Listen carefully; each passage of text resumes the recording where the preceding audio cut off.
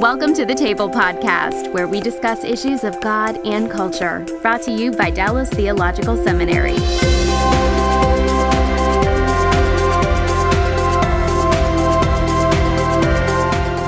Welcome to the Table. We discuss issues of God and culture. I'm Darrell, Bock, Executive Director for Cultural Engagement at the Hendricks Center in Dallas, Texas. And my guest is Greg Adams.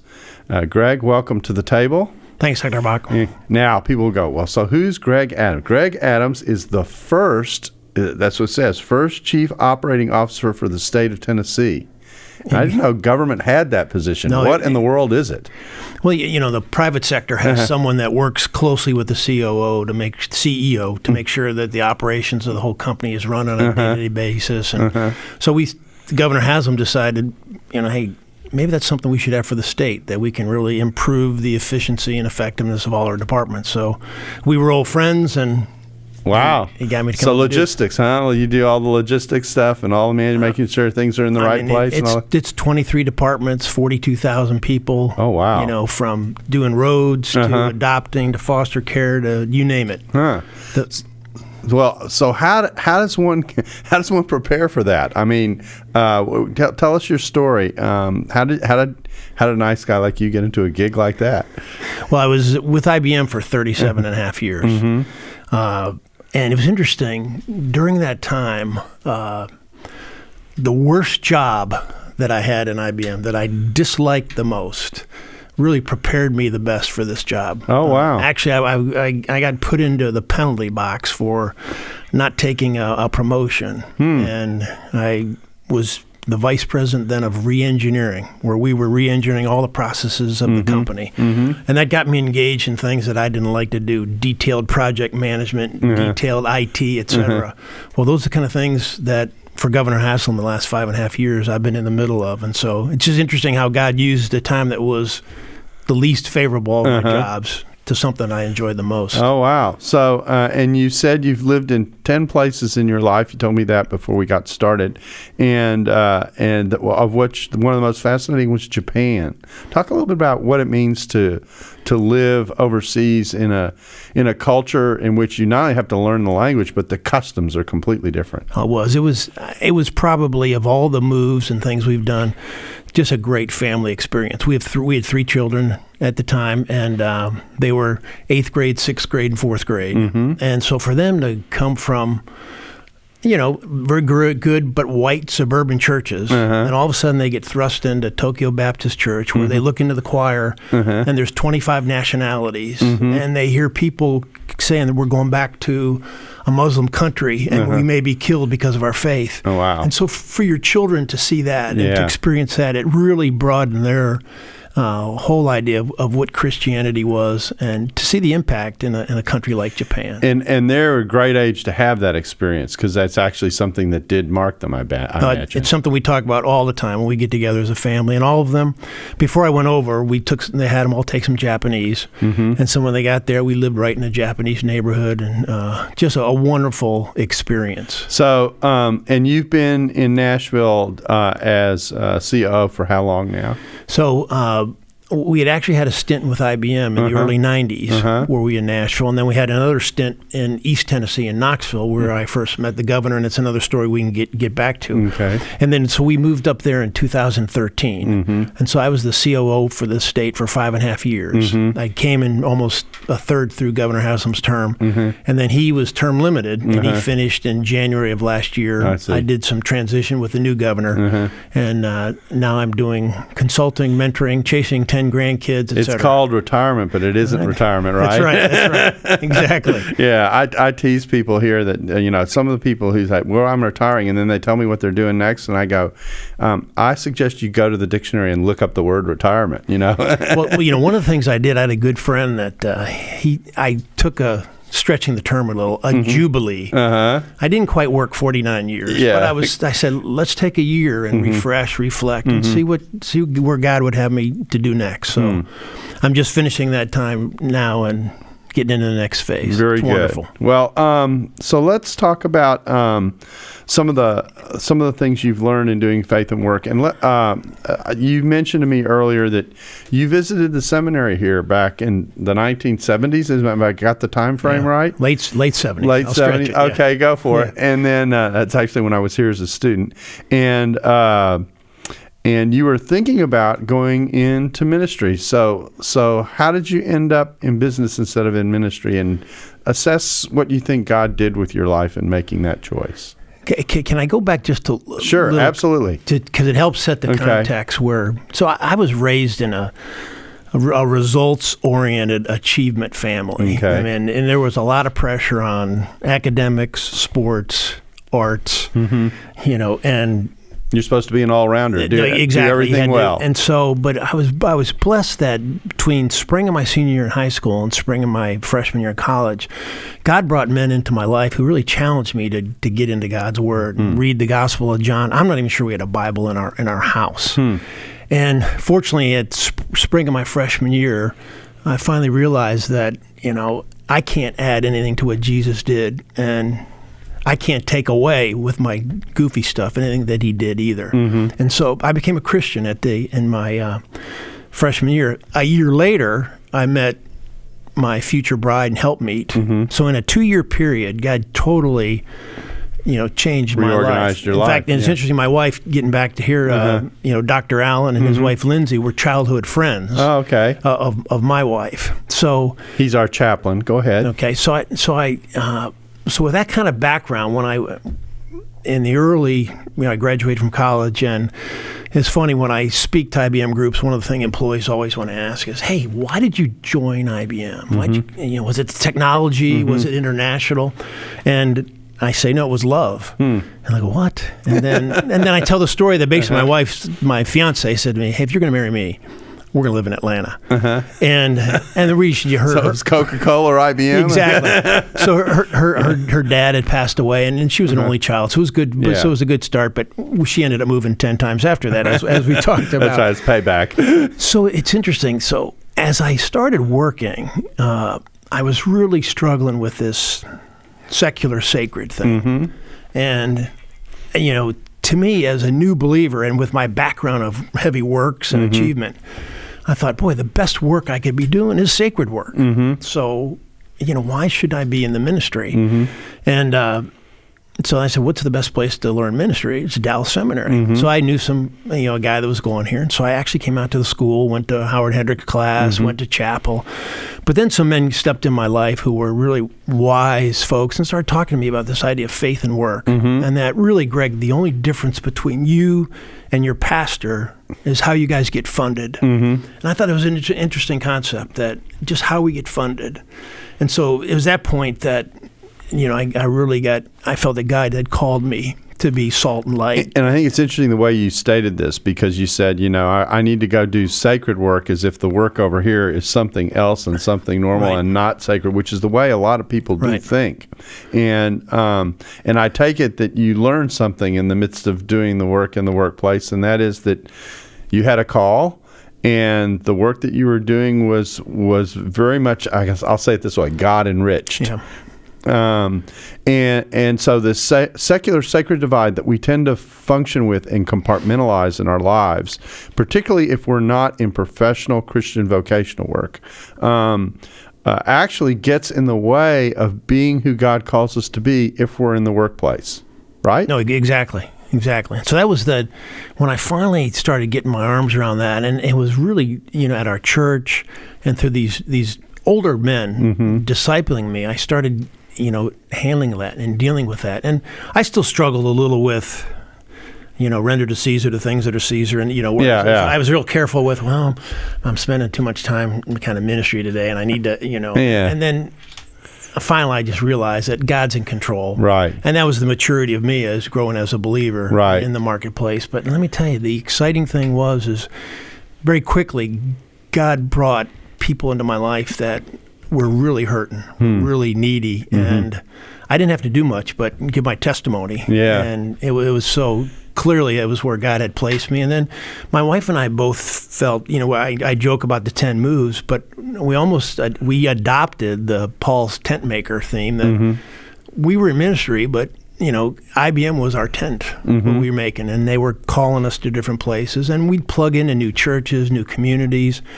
God bless us with kids that, when they walked into a room, it was, hey, hello, everybody, let's get, so. Yeah, so they weren't intimidated by the moves. No, so it was something we felt like this is where God had called us and this is what we needed to be doing. Yeah, it's interesting. I tell people, churches work hard to say, what evangelistic program should we have, et cetera, and I go, God's already designed the evangelistic program. He's got people in the front lines who are out there everywhere that he sends out from the church who are ready to represent him in the midst of wherever it is God has them, and that's the calling. And so all your board meetings where you're trying to plan what to do, just relax. Right. He's already got it in place. That's right. In terms of what the plan is, et cetera. So let's talk about this. A lot of people when they're in the business world will say, well, so how does that work as a Christian? I mean, business can be pretty ruthless. I mean, it's competition. It's challenging. People are fighting for the same kinds of contracts, et cetera. So how did you put that aspect together in terms of your business work? Well, and I really do for folks that are going to be pastors and ministers and helping. I mean, it is the intensity around results.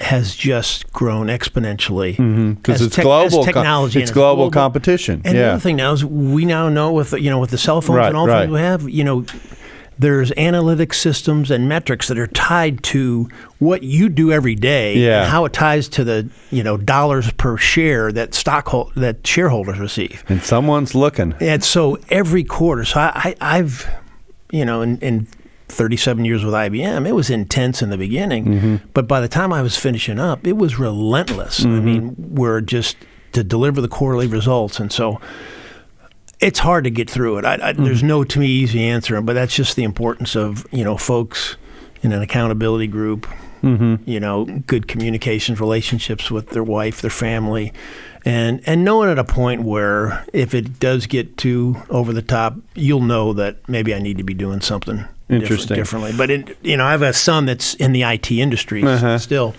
and I'm kind of living still vicariously through him as he goes through his quarter to quarter, and it's amazing. Yeah, so it's odd because in one sense, the fact that you grew up in a family that was so achievement oriented also probably helped you prepare for what you were dealing with in the business world. Is that a fair observation to make? It was fair, and because I do enjoy the challenge, and then the competition. And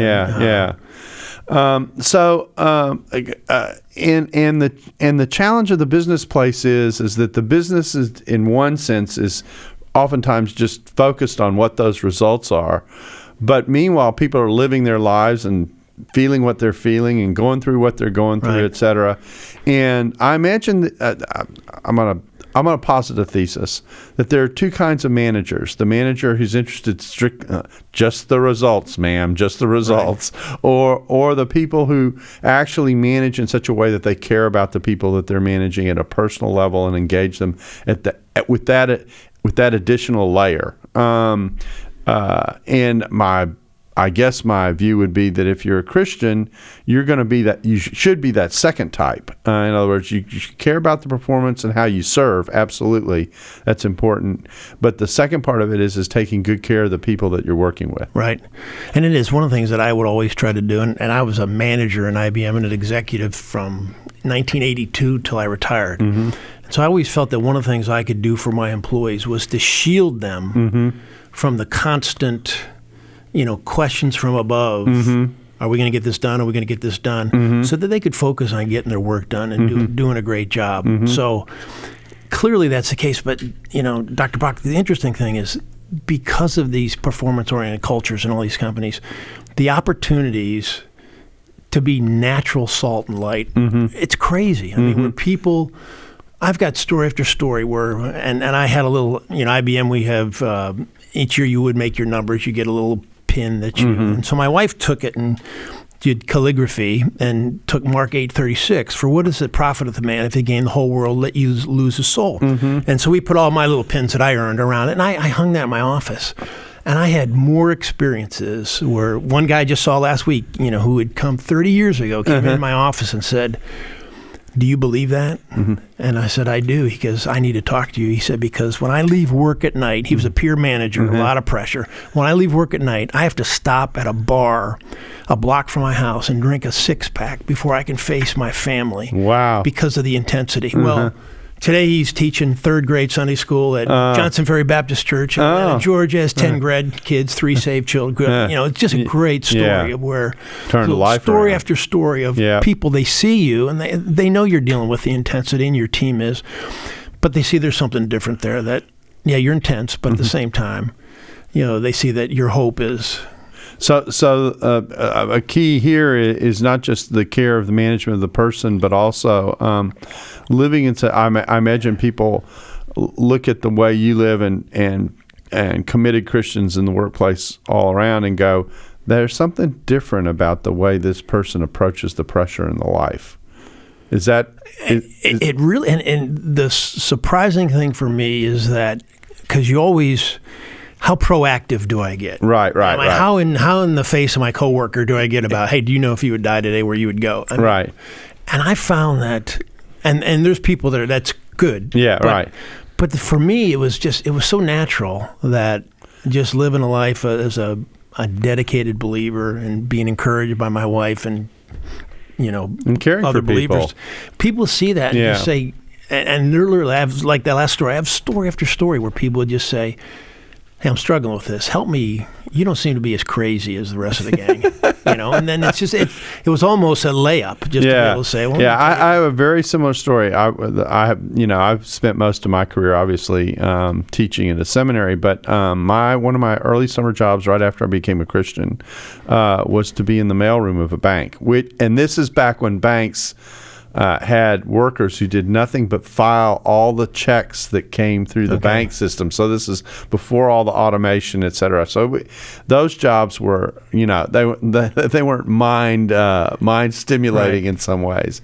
And we were down there in the mailroom, tucked off to the side where everyone was doing their check filing and all that kind of stuff. And one day I decided, we've got an employers board here where we do information. I'm going to put up a thing called the verse of the day. And just put up a verse of the day. And the first one was, I'm in Houston, Texas. The first one was, "You shall know the truth, and the truth shall set you free." And underneath I put, "On the administration building at the University of Texas at Austin." Does anyone know what this refers to? So one verse and one question. And, people got stimulated by that. I would do it day after, mostly Proverbs and Psalms. Anyway, so one day I decided, I'm going to not put up the verse of the day and see what happens. So I didn't put up the verse of the day. And about 9:30, 10 o'clock, the people in the office were saying, "So where's the verse of the day?" Right. That's good. And because what would happen is that I would put it up and then trigger a question. And while people were doing this very monotonous filing, they would talk about at one point of the day, what was going on. Right. They weren't going to church or anything like that, but they were just stimulated by thinking about how life is impacted by thinking about why did you do what you do. Right. And so that was a very simple exercise. It's like you're what does it gain to gain the world and lose your soul? It's the same kind of idea where you just put an idea in front of someone in an environment where they're not used to seeing it. And stimulating someone's thinking. But the one thing I tell friends and brothers is that as a believer, though, you still have to. I tell people there's some weeks where you're going to work 60-hour weeks. That's right. Yeah. So you can't do hey, I'm sorry, I'm a believer. I only work 9 to 5. That's right. And, but expect to be in this high performance culture, so there are going to be times, and I think it's just. I always stressed for myself, excellence, serve unto the Lord. Didn't talk about it to people that just for myself, because I wanted that to be where my bosses would know, hey, he's a little different, but boy, I can count on him. Exactly right. And he's not, now if you're doing 60-hour weeks, 3 straight months, you may step back and say, is this where God really wants me? Right, because right. it's destroying my family. Right. But there are times in any business where you're going to have to really knuckle down. Yeah, exactly. So talk a little bit about what you've talked about, the kind of work-family balance that many people in business go through, particularly as they move up in a company and the demands for performance. I'm assuming that as you move up in a company, the demands for performance almost ratchet up as opposed to anything else. So we were when I was with IBM, I was on the senior leadership group, and so it's a kind of a subset of the executives in the company. It's really the top 300 of the 400,000 employees, and it's basically just 300 or 400,000. They hold you by filthy lucre. But it's one of these positions where you do what you're told, and so I had a real hard incident, and that's where I ended up in the penalty box, because they came to me. The experience in Japan was great. I learned the language. IBM Japan folks loved me. I was on the board, and it was. So when I came back to the U.S., had another job, and we had a challenge in Latin America, and they wanted me to take a look at running Latin America. And they say, hey, but the good news is we're not going to make you move to Brazil and be in Sao Paulo. We'll let you do it out of Miami. And I'm thinking, great, I fly down there Sunday night, come back Friday night, and it would just destroy my family. It would have just, and I had 2 boys at the time that needed serious head shaping as teenagers. Head on a shaping, daily that's basis. an interesting phrase. And so I had to turn it down, and I there was no other way to say, but I've got 2 teenage boys that I will regret if I'm not around to shape their heads in the next 3 years. And so, you didn't say that to the folks at that point in time. What? So I got put in the penalty box. And, so define penalty. What is a penalty box in it's business? just kind of a nasty job. And it's, do you survive it or not? I mean, from there it could be out or, okay. So it's a real penalty. And no one calls it that, but everybody knows. Yeah. It's like, oh boy. So it was just an example where I think, as a Christian, you can go so far and push and be in the middle of the culture, but at some point, you've got to make the tough call. You just got to, and then say, God, you're in control. You make this. Now that's interesting. To put the kind of the trust and faith point of view over a decision that is going to be a hard decision professionally. No, it really is. But again, through God's words, what is important, what He wants you to do, your role as a father, and it was just clear cut to me that. It isn't like you're the only person who can fill that post for that company, but you are your child's only parent. Right. Yeah. So as you moved on in your business experience, and let's stay focused on IBM. I'm going to shift to the government here in a second. What did you feel like you were learning as you were moving along and kind of going up the ladder? I loved my work. I mean, it was a lot of interaction with customers, delivering services, meeting their needs, leading a set of employees. It really was something that God had equipped me with, a lot of those strengths to feel very natural. But He just kept stretching me with giving me new assignments and new things, from going to Japan, from this penalty box. Like I told you, that was at the time when headhunters would call me and say, hey, we got a job that's in the Fortune 50. I wouldn't even want to talk to anybody because I'd never want to do a job like that. And again, like I told you later, it became, critical for me. But I really was daily challenged in my job, enjoyed working. So I thank the Lord for giving me that.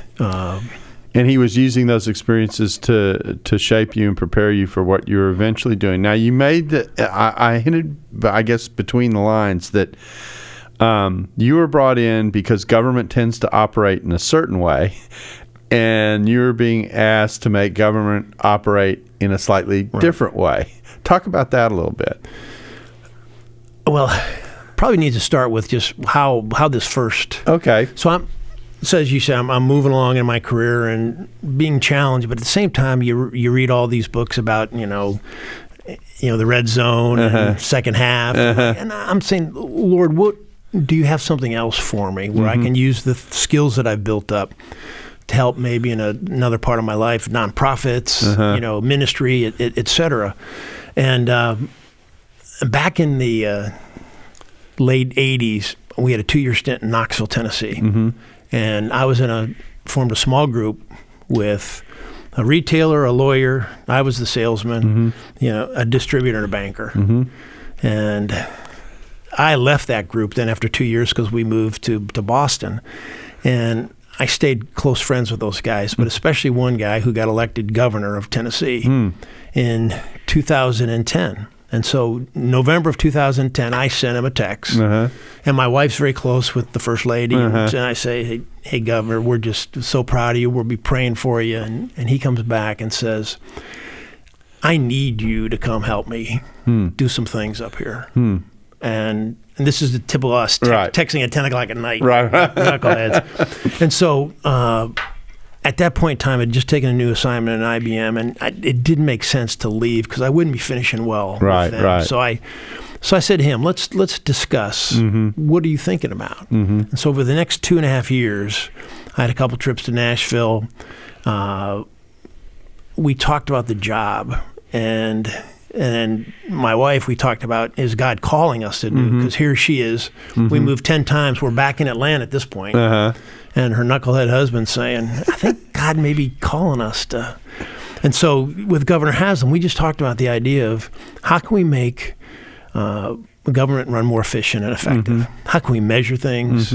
How can we pay employees differently to incent them to do work for the citizens? And so that took, in July of 2013, then I joined his team as the first COO in the state of Tennessee. And at the time, I was the second COO in the country, but the one that was in Florida, it was a different type, wasn't the real COO job. And then eventually now, when I left, a year ago, there was 15 COOs across the state. And I actually had worked with the National Governors Association and a consulting organization to help formulate this job. And the new governor in Tennessee brought in a COO, because the job has really made a difference, I think. Interesting. And I take it that the part of the shift is that that what it seems like almost a bureaucratic job, just you run the forms and you do the work. But in another sense, it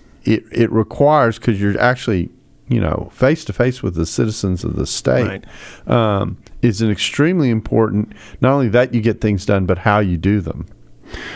It was one of these ones where God really just prepared, because when first thing I did, I went, what is state government? Right. I mean, I don't know. I think of it as paying my taxes and get my driver's license. Right. So I went out and visited our 23 departments, and I start seeing all the things we do. Right. And so from delivering services to our citizens, like you said, but then the other thing I saw was, gosh, we're doing it for the least of these. Yeah, right. I mean, we're really helping. Right. And so what I saw consistent across the 23 departments is that we're a services business. Right. Like IBM, we were an IT services business. Right. And so I kind of adopted that construct and started saying, hey, we're a services business. And so what we did, we cataloged all the services that each of the departments provided. And it's 1,000 different services. Then we baselined them. We started measuring them. And let me give you an example of a great service. Okay. Did you ever think of when you go in and get a gallon of gas? Is it really a gallon? Yeah. Well, who goes and measures all those pumps? Oh, I've seen that stamp. Yeah. So all these kind of services that we delivered, so that became the construct. And even Governor Haslam then started adopting, saying, hey, in state government, we're a services business. And so when you raise up the idea that government. They're just no. We're delivering services to our citizens. Right. And it really and then we came up with a thing called customer focused government, and it really got traction. And then we ended up saying we went to a pay for performance scheme, which you don't see much in government. It's kind of across the board raises if you get them. So we started putting performance plans in place. So that was the incentive. Yeah, and then if you exceeded, you got 4% instead of 3%.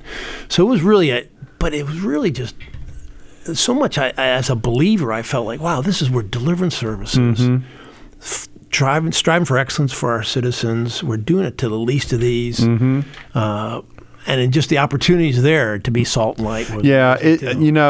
Government work and civil service is really something most people don't understand or appreciate. I'm on the board of an organization here called Christians in Public Service, SIPS, and it's nonpartisan. It's designed to help people be the best at their service that they can be. It was founded by an African American woman who was the first deputy mayor of Duncanville,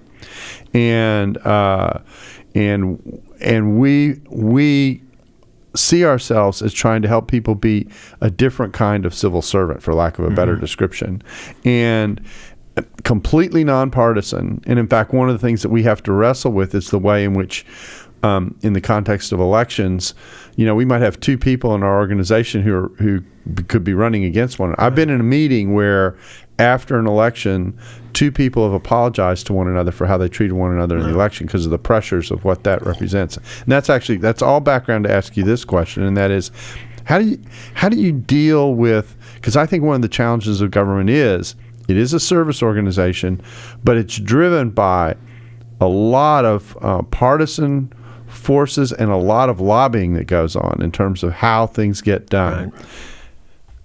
Help. No, and that's why I always point out to people that when they say government, there's really, to me, two beasts in this. The first is, let's call it the executive branch. And so I mentioned we had 42,000 employees. Right. So of those 42,000 employees, probably only 50 of us cared about whether the governor got reelected. The rest are career. They're trying to do their job. Exactly. Yeah. Exactly. But then you got this other thing, which is the legislature. And so you got the 132 state senators and representatives. So you're referring to the legislature as a beast? Is that what well, but I said we're a beast, too. Okay, from the size and affectionate beast. Right. And so that was the real eye-opener to me, is that, I'd been used to dealing with a board of directors, which are usually kind of business ladies and men. Right. Just all of a sudden you got 132 individuals who are always on getting votes. Right. And they leave you alone, but all of a sudden there's something that happens where a program that you did something to one job in their district, and and so that whole it's a different kind of accountability. It really is. And so that was learning that whole aspect. I really wish if I would have gone back that first summer when I started, just to gone out and just introduce myself. Just, hey, here's what I'm trying to do, versus they get wind of, oh wait, did you hear he's going to shared service? I need you to fix a problem, and my job depends on your fixing this. Right. Yeah. So it is that whole aspect of it makes it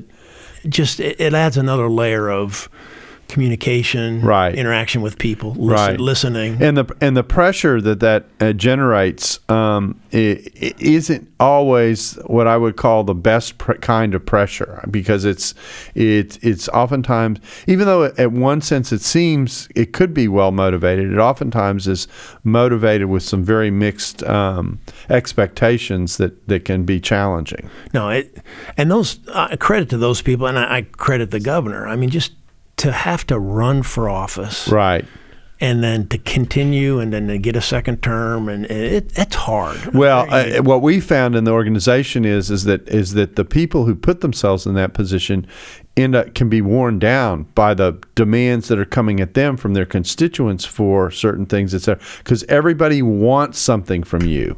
Right. And that's a different kind of relentless pressure. Well, it's interesting. So when the governor announced that he was going to have a COO and some guy from IBM, and of course, the press wants to.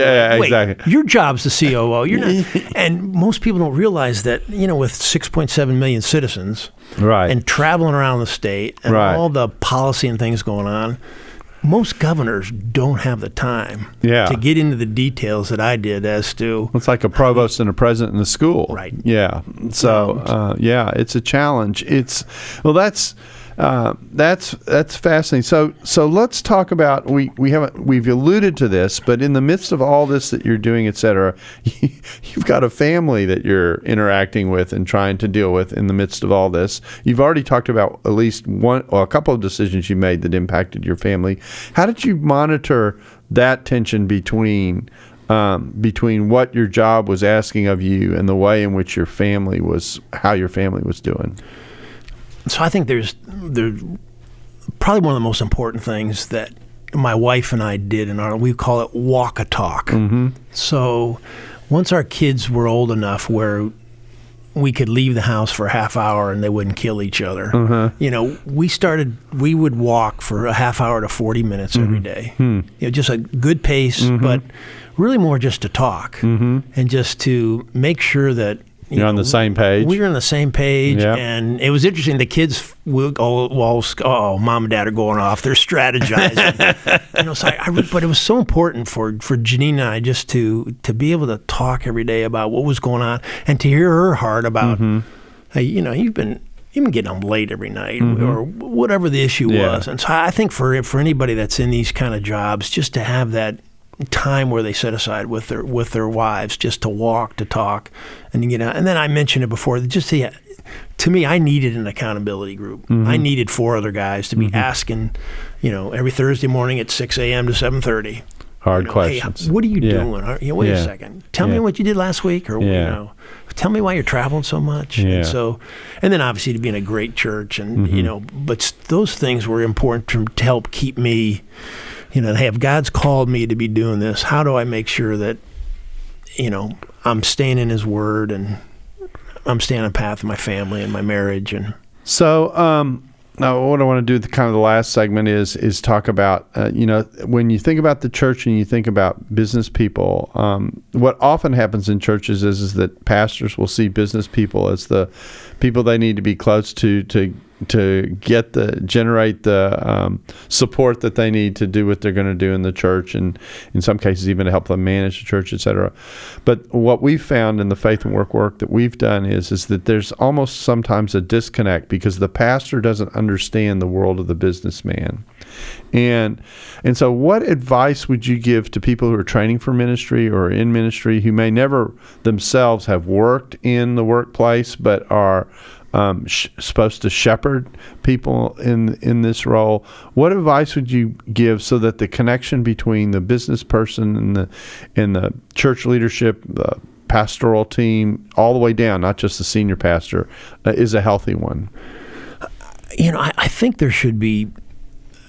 I was in my early years as a believer in the church that I went to. I just never heard the concept of, faith and work, and God's a worker, and He created in. So it's like the sacred life ran on Sunday, but then on Monday you're on your own. Exactly. There just wasn't that. So somehow, not just one series, but just a continued reinforcement of that concept. The other thing too is I'm actually in a small group now with my pastor, and I think it's great for pastors, not just with their staff, but get into a small group with see what the life is like. 4 guys that are out in the marketplace, and just hear them, and then be learning about that. And I tell you, I'll never forget. My pastor said to me when we first got there, and we did the new members class, and I'd been an elder in our churches. We get involved, but I was really concerned about this new job. Like, what was I getting into? But so I'm having this conversation with him, and I'm trying to, how do I participate in Sunday school or this and that? And he just said to me, he just seemed to anticipate and said, hey, tell you what, Governor needs you. You're about to go into a firestorm. How do we serve you? Yeah. Don't worry about it. You come here and be served. And I wow. Yeah. That made Yeah. What an impact. So those thinking that way, that hey, we're here to serve the business folks in the church, because they're going out every Monday, right, and just living their lives in front of people, and it's just going to get harder. Yep. I like to say, we'll illustrate what you're supposed to do in the family. We'll illustrate what someone's supposed to do in their community. We'll illustrate how they're supposed to serve in the church. We'll illustrate how they do evangelism. But the one thing we don't illustrate is what's going on from 9 to 5 on Monday to Friday in the kind of environments that people are working in. And the hard thing about that is that that's the biggest productive part of most people's lives that's left unaddressed. So we sit there and say we want God to be with you in every space that you occupy, but the biggest space that people occupy goes unaddressed. Right. And that's a problem. We actually have in our church, we call it the Nashville Institute of Faith and Work. Mm-hmm. And so it's just a thing where they have little, seminars and little teaching. It keeps the visibility within the church as a resource for folks that really want to understand more about that. Yeah. So I one of the things that we try and do, actually this is part of the intent of the way we handle our chapels. There's the curriculum. A theological curriculum's pretty set. I tease people. I say, you're not going to get much change when you've been doing what you've been doing since the Middle Ages. And so, so change, they come in small increments. So you've got this core curriculum, which is set. This is how you teach theology, so students learn it. This is how you do preaching, etc. And what we do at the center is what we're called co-curricular. We look at the curriculum, see where its holes are in terms of values and experiences, and we step into those spaces for the student. And the beauty is, it's not a class. They don't get graded on. It's not a box they check to get their degree. It's part of the warp and woof of the way of thinking about life. And that's what we're trying to supply to the student. And what we've tried to do is to listen really hard to the business people around us here in the city about what they need from spiritual leaders and from their pastors as they engage in the life that they're engaged in, as a way of trying to encourage them and to get acclimated to what is a very different life. The other thing that was, as I've been on this journey, is not just the idea of being faith and work and salt and light, but just the idea of common grace and seeing what we do, and especially in government. Yes. The impact on, non-believers and even non-believers making impacts on people's lives. And I don't know how God's working there. But to really see that happening, and that's and I'm always amazed when I do these department visits. I don't leave them without a dry eye, because they usually do. They want to feature one of their things they're doing, and it's just heartbreaking, the lives they're touching. And I see the individuals that are doing it, and my guess is usually that 60% of them are believers, the hearts that they have to have. But the others that aren't, I know that God's working in them somehow. Yeah. So, well, they see, if they sense at all the positives that they can bring by the way they do their job. We were very involved in the PTA when our kids were going through school. We had our kids in public schools. And I call it's the variation of what I call whack-a-mole. The Christians would always pop up, Right. The number of teachers who said, I'm here to serve these children, and I'm trying to do the best I can, and I really see this as a ministry, and I feel very called to it. The amount of people who we would see who would do that, once they figured out that we were, we weren't just parents, but, I was teaching in a seminary and served in a church, man, they would pop up and talk to me. And in some cases, just share what they were wrestling with.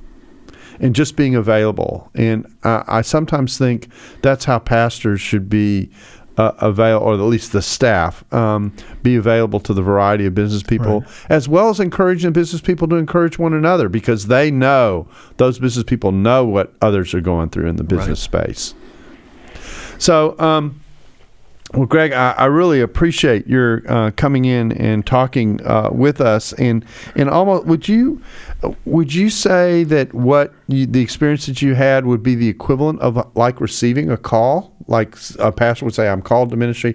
I was called to serve God in the business space, in the government space. No, I would say that, and like it was just good for me to have this struggle with the sacred and the secular, to force me and God bring people in my life to think through that.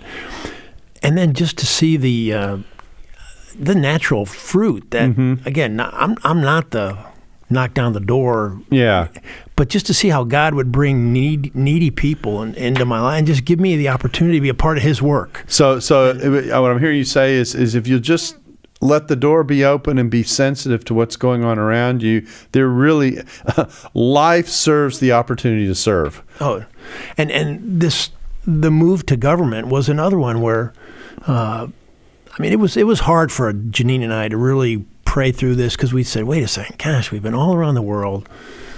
It's hard picking up 10 times. And Right. We're back in Atlanta, her hometown, and I think she feels like, oh, God, we did finally. and then, but as we kept praying and talking about it and saying, gosh, wait a second, here's someone that we know is a committed believer and is genuine and real, and he's saying, hey, will you come help us? I think we can make a difference. And so we said, gosh, is God not leading us here? Because we're the first every night to watch the news and go, well, these knuckleheads in Washington or Nashville, or then, whoa, wait, here's a chance for us to. Right.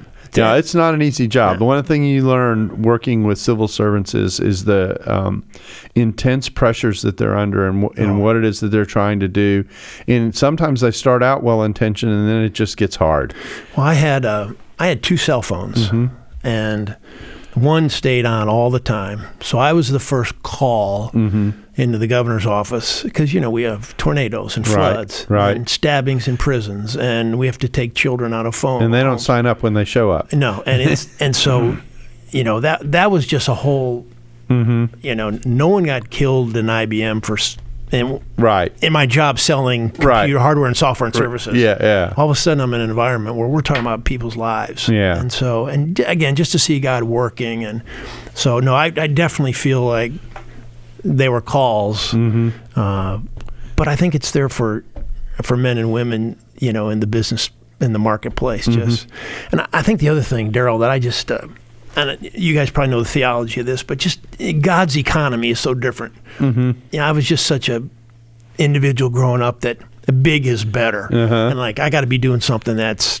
500 people are coming to Christ versus maybe just one life that I'm touching. God's called me to do. And so when I finally got my hand around, the widow's mite. Yeah, the issue of scale. Yeah. And it's hey, me doing one-on-one with some person, it really is. If that's what God has me there to do, then why is that different than you preaching to 500 people? Exactly. Yeah. Well, first of all, thank you for your service. We, as I said, because we've my own experience with civil servants is they're some of the most underappreciated people in some ways that we have in the workspace. But also thank you for taking the time to share with us this combination of faith and work and the way a person can live out their lives and the way in which the church can encourage that. Because I think this is a very important space, and it's very important for the life of the church that relationship be appreciated and connected in the context of what the church is doing. So I thank you for coming in and helping us with that. It's been a privilege and an honor for me to be a part of this. Okay. Hopefully it's helpful. Well, thank you very much. And we thank you for watching The Table. Hope you'll join us again soon. If you have a topic you'd like for us to consider for a future episode, please email us at thetable@dts.edu. That's thetable@dts.edu. We take a look at those, and then we think about, who can we interview that'll help us with that area? And maybe the show you suggest will be on The Table. So we thank you for joining us and hope we'll see you again soon. Thanks for listening to The Table Podcast. For more podcasts like this one, visit dts.edu/thetable. Dallas Theological Seminary. Teach truth, love well.